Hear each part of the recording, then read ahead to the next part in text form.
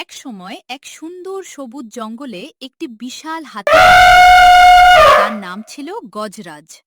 গজরাজ ছিল খুব শক্তিশালী এবং বড় আকৃতির, তাই জঙ্গলের সব প্রাণী তাকে ভয় পেত। কিন্তু গজরাজ মনে করত শক্তিশালী হওয়ার কারণে সে সবার চেয়ে বড় এবং গুরুত্বপূর্ণ, তাই সে প্রায়ই ছোট প্রাণীদের সঙ্গে খারাপ ব্যবহার করত। জঙ্গলের মাঝখানে একটি বড় নদী ছিল। সব প্রাণী সেই নদী থেকে জল পান করত। গজরাজ প্রতিদিন নদীতে গিয়ে অনেক জোরে হাঁটত। তার ভারী পায়ের শব্দে ছোট প্রাণীরা ভয়ে পালিয়ে যেত। কখনো কখনো সে মজা করার জন্য খরগোশদের গর্ত ভেঙে দিত, আবার বানরদের গাছ নাড়িয়ে দিত। এতে সবাই খুব কষ্ট পেত। একদিন জঙ্গলে ভয়ঙ্কর খরা পড়ল। চারদিকে জল কমে যেতে লাগল। ছোট ছোট পুকুর শুকিয়ে গেল।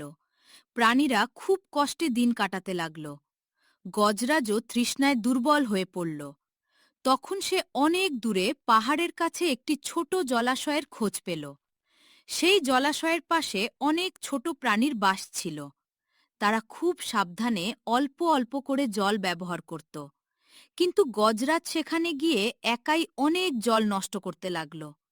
এতে অন্য প্রাণীরা চিন্তায় পড়ে গেল। একদিন একটি ছোট খরগোশ সাহস করে গজরাজের কাছে গেল। সে বিনয়ের সঙ্গে বলল, গজরাজ ভাই, আপনি যদি সব জল একাই ব্যবহার করেন তাহলে আমরা বাঁচব কিভাবে? গজরাজ রেগে গিয়ে বলল, আমি সবচেয়ে বড় ও শক্তিশালী। এই জঙ্গলের সব কিছুর উপর আমার অধিকার আছে। খরগোশটি চুপ করে চলে গেল।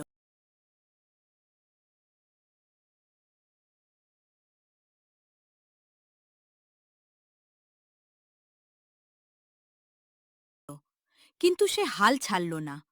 রাতে সে জঙ্গলের সব প্রাণীকে নিয়ে একটি পরিকল্পনা করল।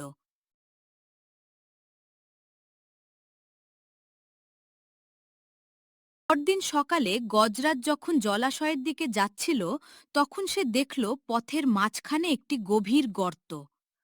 অসাবধানতাবশত সে সেই গর্তে পড়ে গেল। তার শক্তি তখন কোনো কাজে আসছিল না। গজরাজ ভয়ে চিৎকার করতে লাগল, বাঁচাও, আমাকে কেউ সাহায্য করো। তার ডাক শুনে জঙ্গলের প্রাণীরা সেখানে এলো। কেউ কেউ বলল, সে তো সবসময় আমাদের কষ্ট দিয়েছে, তাকে সাহায্য করার দরকার নেই। কিন্তু ছোট খরগোশটি বলল, খারাপের বদলে খারাপ করলে আমরা তার মতোই হয়ে যাব, বরং তাকে সাহায্য করি। তারপর সবাই মিলে লতা পাতা ও বড় ডাল এনে গর্তের মধ্যে ফেলল। অনেক কষ্টের পর গজরাজ গর্ত থেকে বের হয়ে এলো। সে খুব লজ্জা পেল। চোখে জল নিয়ে বলল, আমি বুঝতে পেরেছি, শুধু শক্তি থাকলেই বড় হওয়া যায় না। সবাইকে ভালোবাসা ও সাহায্য করাই আসল বড়ত্ব। সেদিন থেকে গজরাজ বদলে গেল।